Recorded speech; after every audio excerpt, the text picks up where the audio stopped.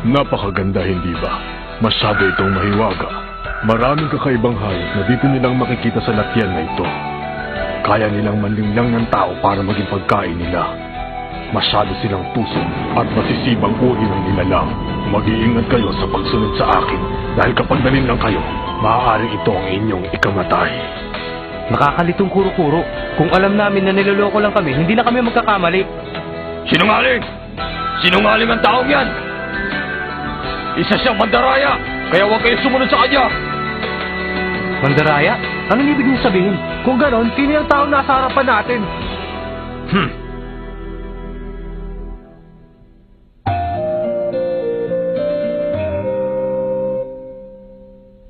Sinungaling?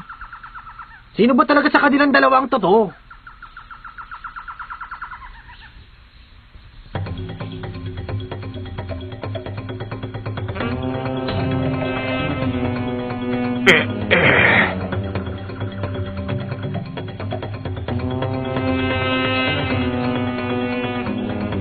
Ang mga tao, ngayon ay naguguluhan. Siguro nahihirapan pa silang mag-isip dahil sa matinding pagod sa pagtakbo. Mister? Sa palagay mo ay mapapatunayan mo ba na ang taong yun ay nagsisinungaling sa sinasabi niya? Tingnan niyo nga to! Huh? Ano yan? Siya ba yung hayop na may marka? Tingnan niyo! Ang kanyang mukha! Kamukha niya yung tagapagbigay ng pagsusulit! Tama ka! Isa siyang unggoy na may mukhang tao na nakatira dito sa latyan. Gagayahin niya ang itsura ng isang tao pagkatapos ay manloloko. Kapag nagpalin lang kayo, ito na inyong katapusan. Sinisiguro kung tatapusin niya kayo lahat at pagkatapos ay kakainin. Ano? Teka, isipin niyong mabuti. Nasa itsura nga niya ang ganun pero... Hindi imposible. Dahil nung nandun pa tayo sa ilalim, ang bilis niya ay hindi kayang gawin ng isang normal na tao.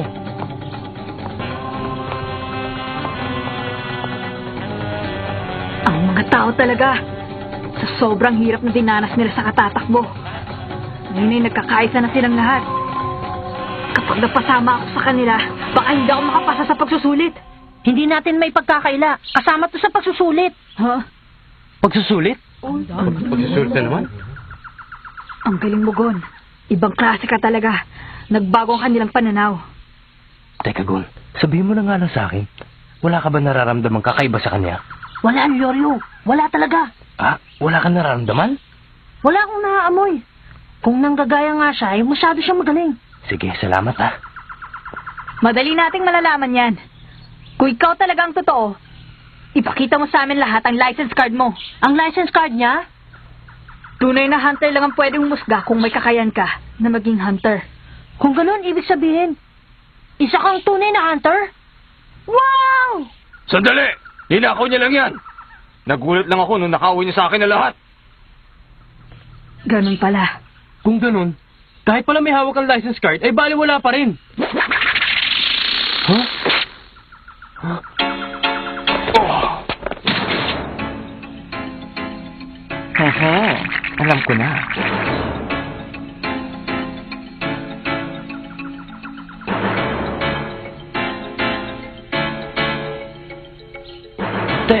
Teka, bakit mo ginawa yun? Di ba mas madali yung ginawa ko kaysa puro dada?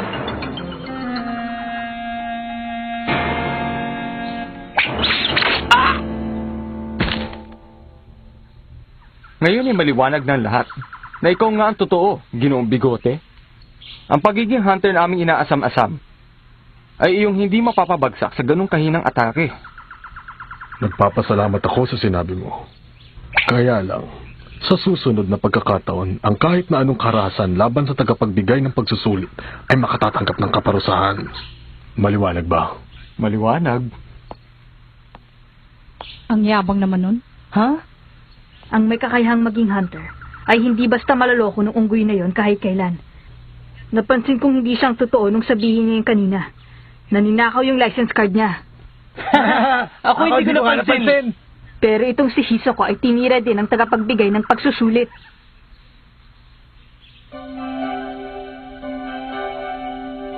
Hogon, gaano mo katagal titignan yan? Hindi ka dapat malungkot sa nangyari sa kanya dahil ordinaryo lamang sa kanila ang isugal ang buhay para makahuli ng makakain. Katiraang matibay. Iyon ang tuntunin dito sa Latyan. Kailangan na natin umalis tungo sa susunod na lugar ng pagsusulit.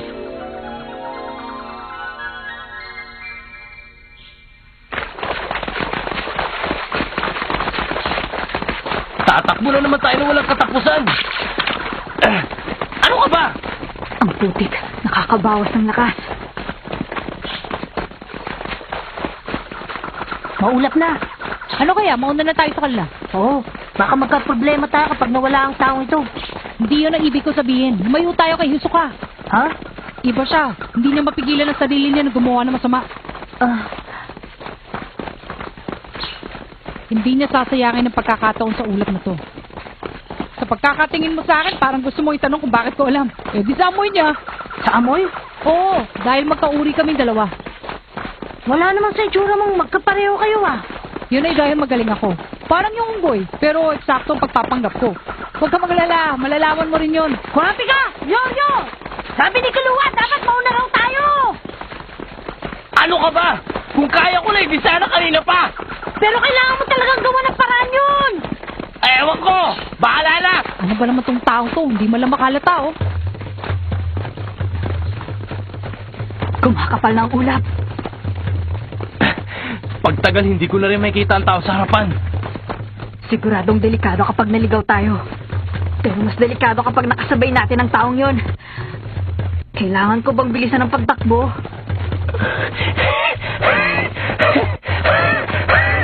Hindi ko naman pwedeng iwanan ito. Huwag mong hawakan! Ang pulpos niya ay...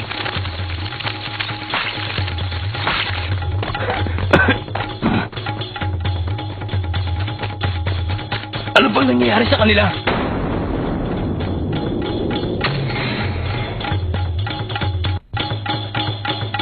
Ha? Tingnan nyo! Oh. Ligtas na tayo! Dumating ng tulong! Teka! Sandali lang!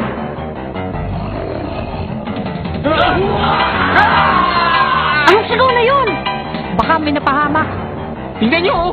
Wala nang sumusunod sa likuran natin! Totoo ba ito? Kanina lang ay nasa isang daan sila!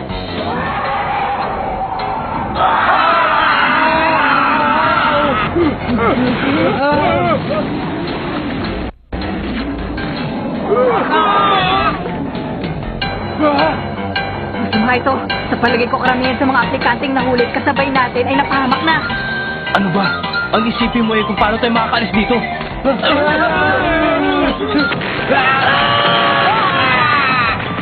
Kawawa naman sila. Kurapi ka! Yoryo! Gon! Ha? Hindi mo na dapat sila isipin ngayon. Tignan mo ulap. Hindi siya dapat mawala sa atin. Oo. Ang dapat mo na lang gawin, ipanalangin na hindi marinig at sigaw ng mga kaibigan mo.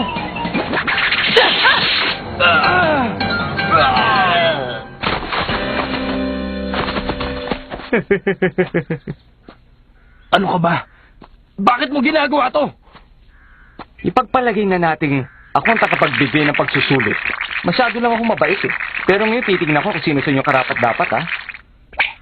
Kaya patunayan nyo sa akin na mayroon talaga kayong ibubuga. Mula ngayon, ako na magsasabi kung sino sa inyo may karapatang maging isang tunay na hunter. Ikaw talaga? Tingnan mo nga itong ulap. Kapag ikaw ay nawala dito, imposible mo na rin maabutan na ang tunay na tagapagbigay ng pagsusulit. Ibig sabihin, hindi ka na rin makakapasa gaya naming lahat. Ang ingay mo naman. Huwag mo akong igaya sa inyo. Isa lang ang masasabi ko bago kayo mawalang lahat. Walang imposible sa salamangkerong katulad ko. Huwag mo kang patawanin. Wala kang karapatang maging isang hunter. Tuturuan kita ng leksyon para matigil lang yung kayabangan. Tingnan nga natin. Isang baraha lang ang gagamitin ko sa inyo lahat, ha? O ano, simulan na natin. Tumigil ka! Mga mahal kong manonood, hayaan niyo ipakita ko sa inyo ang pinakamagaling sa lumangkerong si Hisoka. Ang isang kagilagilalas na palabas. Sana magustuhan ninyo.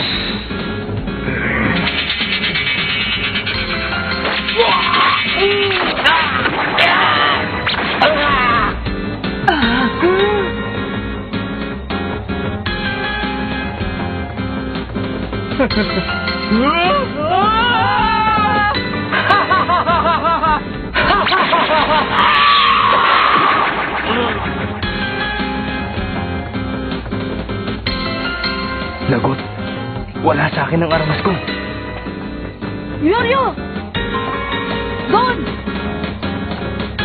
Nasisiraan na ba yung batang yun? Huwag mong sabihin ililigtas pa niya yung iba.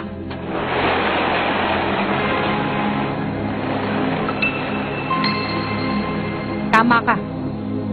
Nasisira na nga siya.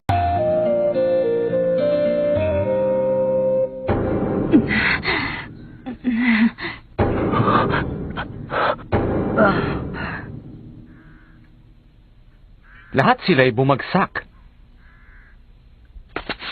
Kayong tatlo na lamang ang natitira sa grupo niyo, ah. Tumigil ka. O ano? Umpisahan na natin? Ha? Kapag sinenyas ako kayo, maghiwa-hiwalay na tayo. Ano? Kakaiba ang kanyang lakas. Kahit pa sinong kriminal ay kakabahan kapag nakita siya dahil masyadong malupit ang taong yan. Kaya, sumunod na lang kayo sa akin. Kung ganun, kahit magsabay-sabay pa tayo ay hindi tayo mananalo sa kanya. Kaya tumakbo na lang tayo. Teka muna, bakit hindi natin subukan? Alam kong kayo rin ay may mataas na pangarap na maging isang ganap na hunter.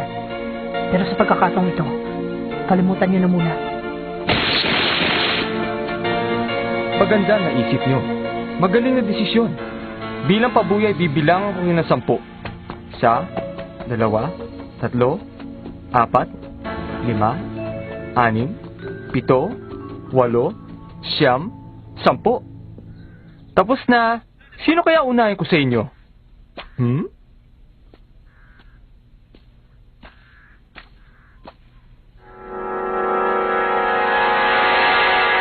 Ikaw? Hindi ko rin naman magagawa eh. Sumusuko ka na ba sa akin? Hindi, kabaliktaran nun. Hindi ako mapapasuko ng kahit sino hanggat hindi ko nasusubukan. Kaya humanda ka na! Yoryo! Isa siyang hangal.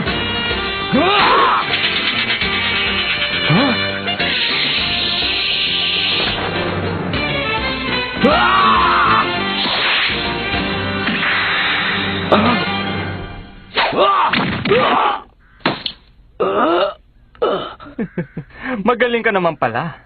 Ang anino ng kamatayan ay namamagitan sa galit at lakas ng loob. Kinakabahan tuloy ako. Kaya lang, ito na ang iyong katapusan.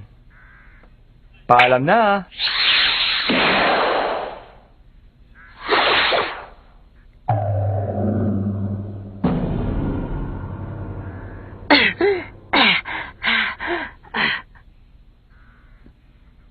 Ba, nitaglay kang husay, bata. Pamingwit? Nakakatuwa namang armas yan. Pwede ko ba makita yung armas mo, bata? Kung pagbibigyan mo ako.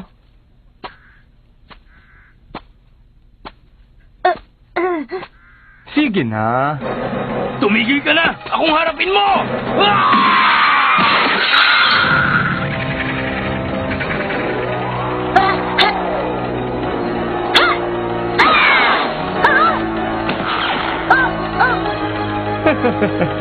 Bumalik ka ba para iligtas ang mga kaibigan mo? Mabait kang bata.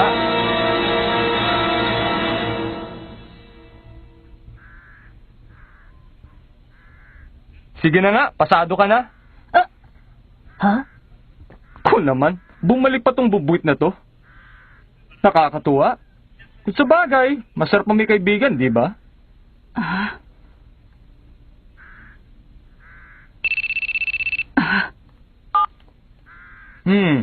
Oh, sige.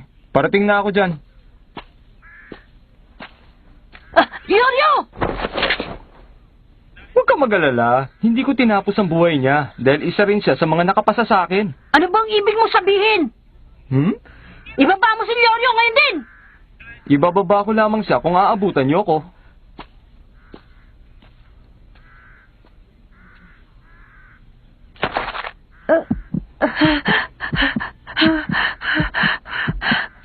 Gon, ayos ka lang ba?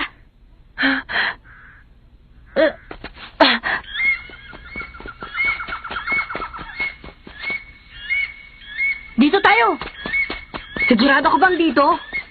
Oo, ang pabango ni Yoryo, namumukod tangi yun. Para aso itong si Gon, At saka, ang mga patay na hayop, parang itinuturo nila sa atin kung saan ang daan. Siguro, Sinugod nila si Hisoka habang tumatakbo.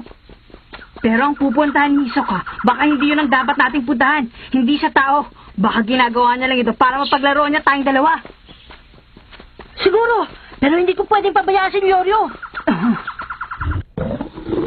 Makikinaan! May sinabi si Hisoka kanina. Kami raw dalaw ni Lyoryo ay nakapasa sa kanya. Alam mo ba kung ano ibig sabihin nun, Kurapika? Ipagpalagay na raw natin siya ang tagapagbigay ng pagsusulit. Ibig sabihin, hinuhusgahan niya tayong lahat. Hinuhusgahan? Pero tinitigan niya lang naman ako kanina. Pero tinamaan mo sa bago yun, hindi ba? Oo, tinamaan ko. Pero bakit si Lyoryo? Tinalo niya, hindi ba? Pero ang sabi niya, nakapasa rin daw. Kung gumalaw siya, parang hindi normal na tao.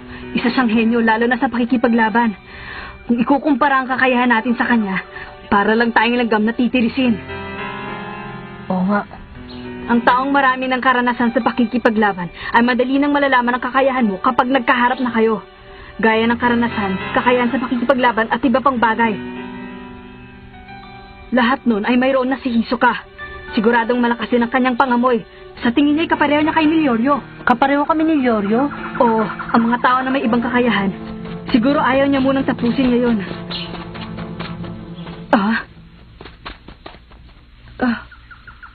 Pasensya na, walang kwenta yung mga sinasabi ko. Hindi, si Killua. Narinig ko na rin sa kanya yan. Kaya niyang sabihin kung magkapareho ang tao dahil sa amoy.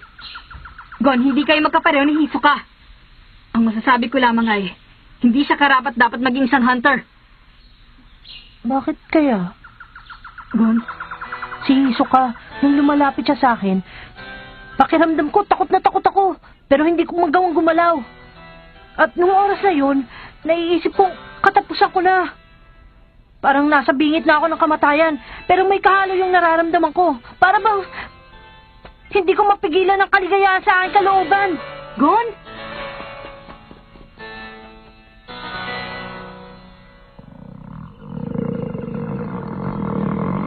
Tapos na ang oras.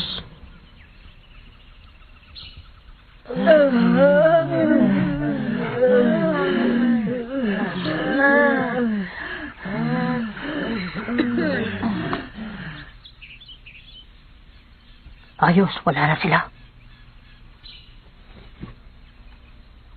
Noong huli ko siyang makita, bumalik siya doon sa loob ng gubat. Binalikan niya ang kanyang mga kaibigan at sinayang ang pagkakataon. Ha? Si Gon. Tapos na. Magaling ang pinakita ninyong lahat.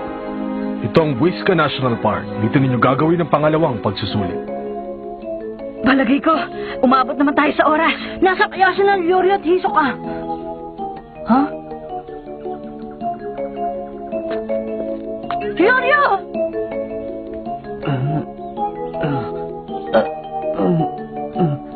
Ano bang nangyari sa akin? Ayos ka lang maliban sa sugat mo sa braso. Tumukha ko, ayos lang ba? Normal pa naman. Anong normal? Sabihin nyo, ano ba nangyari? Talaga bang wala kang naaalala? Ano ba naman ang akala nyo sa akin? Siyempre, nanggaling tayo lahat doon sa Latyan. At pagkatapos na Mas mabuti pang wag na lang natin sabihin sa kanya. Tama? May gusto kong sabihin sa inyong lahat. Binabati ko kayo at nakarating kayo dito. Ito na ang katapusan ng unang pagsusulit. Lahat kayo'y nakapasa. Inaasahan kong makakayanan nyo rin ang mga pagsubok na naghihintay sa inyo. Nakakatuwa naman! Umabot ka. Aba, Killua! Ano bang klase na salamangan kang ginamit mo? Akala ko, hindi ka na makakarating sa lugar na ito, oh. Ano? Sunundan mo pa mga ni Lyoryo? Oo! Kung sa bagay, nakikita ko namang kakaiba ka sa lahat eh. Dahil, nilahi kang aso. Hindi ko lang alam. 148 nakapasa sa unang pagsusulit. Mas marami yon sa aking inaasahan. Kahit pinagsisihan ko ang pagpunta dito. Sila Mench at Buhura pala naghihintay sa kanila. Siguradong 50 lang ang makakapasa. At sa tingin ko ay 10 lang ang matitira sa lahat ng mga aplikante. Aalis na ba ako o panonoorin ko muna sila?